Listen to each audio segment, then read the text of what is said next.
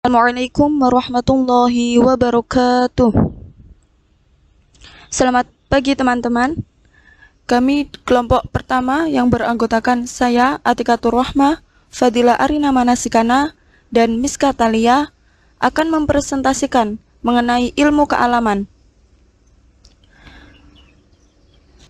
Sebelum menjelaskan ilmu kealaman, alangkah baiknya kita menjelaskan mengenai apa itu ilmu. Dalam KBBI, ilmu adalah pengetahuan tentang sesuatu bidang yang disusun secara bersistem menurut metode-metode tertentu yang dapat digunakan untuk menerangkan gejala-gejala tertentu di bidang pengetahuan itu.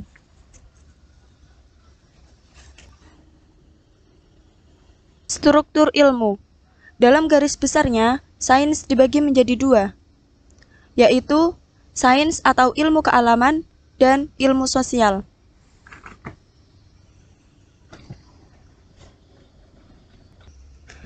Berikut ini akan menjelaskan struktur sains atau ilmu dalam bentuk nama-nama ilmu.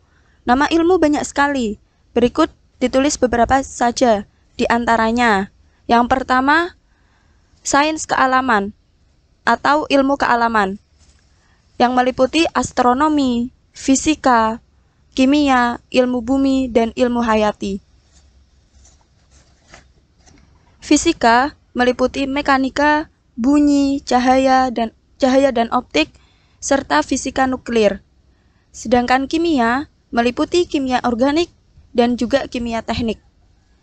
Ilmu bumi meliputi paleontologi, ekologi, geofisika, geokimia, mineralogi, dan geografi.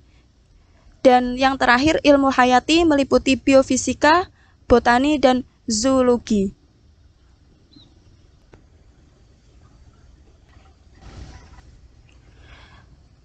Struktur ilmu yang kedua yaitu sains sosial atau ilmu sosial.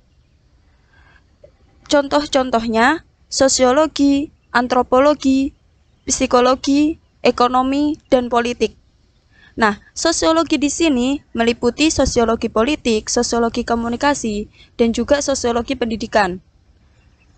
Antropologi meliputi antropologi budaya, antropologi ekonomi, dan antropologi politik. Sedangkan psikologi meliputi psikologi pendidikan, psikologi anak, dan psikologi abnormal. Untuk ilmu ekonomi meliputi ekonomi makro, ekonomi lingkungan, dan ekonomi pedesaan. Untuk politik, meliputi politik dalam negeri, politik hukum, dan politik internasional. Nah, tak lengkap, berikut ditambahkan humaniora. Contoh-contoh ilmu humaniora ada ilmu seni, ilmu hukum, ilmu filsafat, ilmu bahasa dan sastra, agama, serta sejarah. Seni meliputi seni abstrak, seni grafika, seni pahat, dan seni tari. Hukum meliputi hukum pidana, hukum tata usaha negara, hukum adat, yang mungkin dapat dimasukkan ke sains sosial. Filsafat meliputi logika, etika, estetika, dan lain-lain. Sedangkan bahasa meliputi sastra dan lain-lain. Untuk agama, meliputi agama Islam, Kristen, Konfusius, dan lain-lain. Sejarah Indonesia, dan sejarah dunia yang mungkin dapat dimasukkan ke sains sosial. Apa sih itu ilmu alam? Nah, ilmu alam atau natural science adalah istilah yang digunakan untuk mengacu pada rumpun ilmu di mana objek adalah benda-benda alam dengan hukum-hukum yang pasti dan umum, berlaku kapanpun dan dimanapun. Sains berasal dari kata Latin scientia yang secara harfiah berarti pengetahuan. Ilmu alam yang mempelajari aspek fisik dan bukan manusia tentang bumi dan alam sekitarnya. Ilmu alam membentuk landasan bagi ilmu terapan yang keduanya dibedakan dari ilmu sosial, humaniora, teologi, dan seni.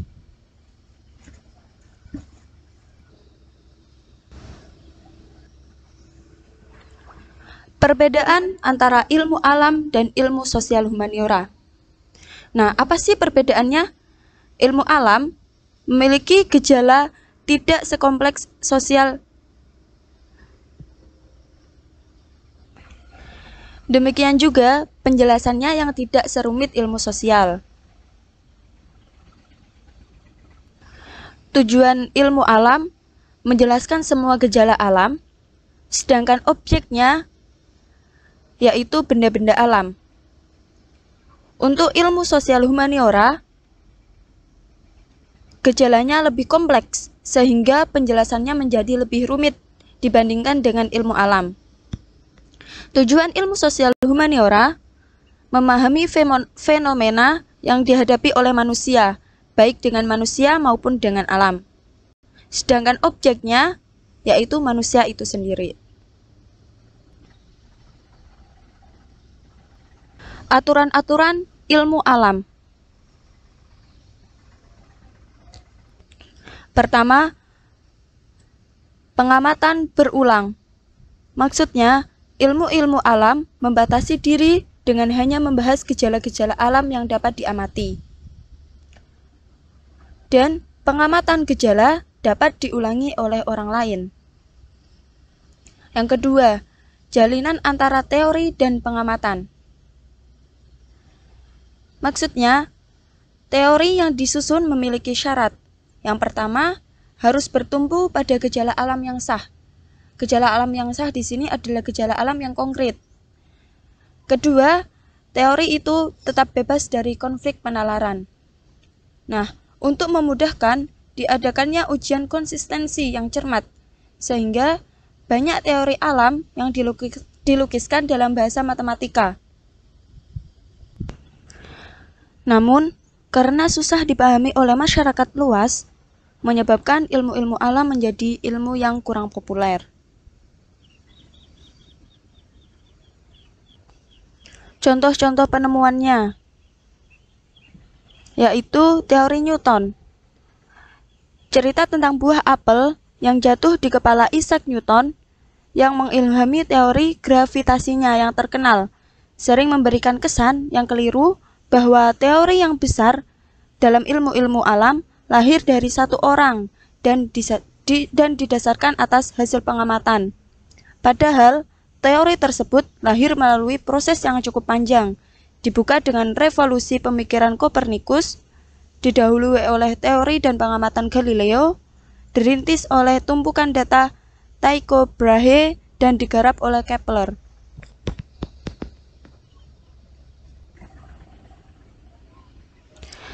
Teori relativitas Einstein juga bertumpu pada hasil percobaan Michelson-Morley, aturan-aturan yang dikembangkan oleh Lorentz, dan matematika yang disiapkan oleh Minkowski.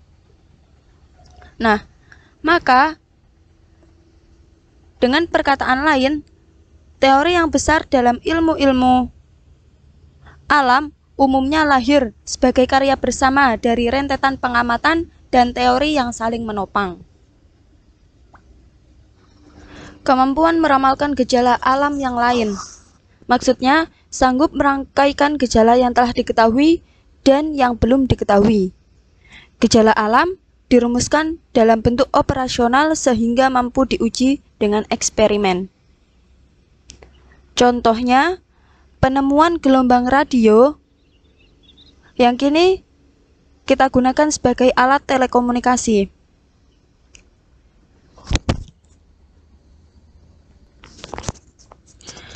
Gejala kelistrikan dalam bentuk pengamatan dan teori ditemukan dan disusun oleh banyak orang, yaitu Coulomb, Faraday, Ampere, dan lain-lain. Maxwell berusaha merangkai hasil-hasil tersebut dalam bahasa matematika yang lebih sederhana. Dalam usahanya ini, didapati sesuatu kekurangan. Dalam petik, jika teori itu harus menjadi teori yang bebas dari penalaran, maka ditambahkan sesuatu untuk menutupi kekurangan itu. Namun, tambahan ini, jikalau diungkapkan secara operasional, akan mengakibatkan gejala baru, yaitu suatu getaran listrik akan memancarkan pengaruh terhadap sekelilingnya secara berantai tanpa memerlukan media. Nah, ramalan itu telah diamati oleh Hertz beberapa tahun kemudian setelah adanya peralatan yang memadai.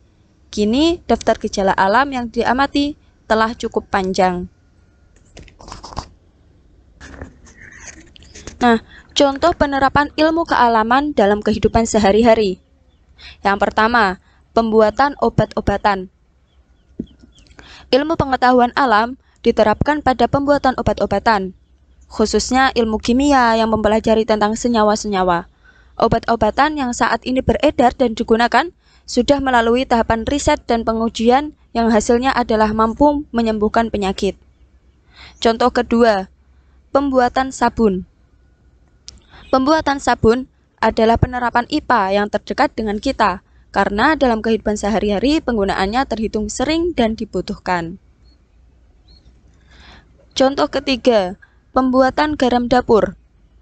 Garam adalah kekayaan alam yang dihasilkan dari air laut. Prinsip utama dalam pembuatannya yaitu mengandalkan penguapan yang merupakan salah satu kajian ilmu fisika. Proses pembuatannya didahului dengan menjemur air laut dan matahari akan mengungkapkan air laut dan matahari akan menguapkan air ke udara sehingga dihasilkan kristal-kristal garam pada bidang alas. Contoh yang keempat, memadamkan api ketika kebakaran. Pemadaman api ketika terjadi kebakaran biasanya menggunakan karung yang dibasahi atau tabung pemadam. Hal ini menggunakan konsep IPA yang berkaitan dengan kemampuan benda terbakar, adanya oksigen, dan titik nyala. Contoh selanjutnya, pengawetan bahan pangan.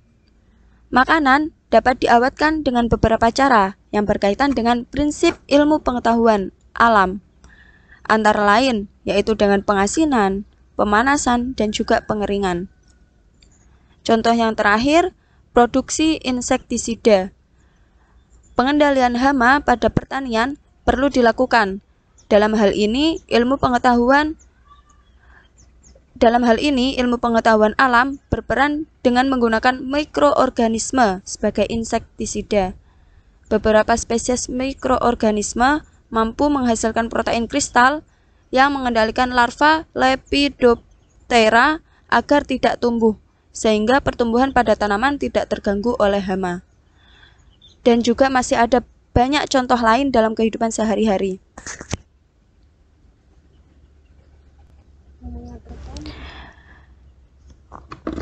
Saya percaya bahwa semakin saya mendalami dunia sains, semakin saya percaya pada Tuhan. Isaac Newton. Dari kami, terima kasih dan mohon maaf sebesar-besarnya. Kritik dan saran sangat kami harapkan dari teman-teman guna memperbaiki dan meningkatkan kualitas diri kami. Sekian, wassalamualaikum warahmatullahi wabarakatuh.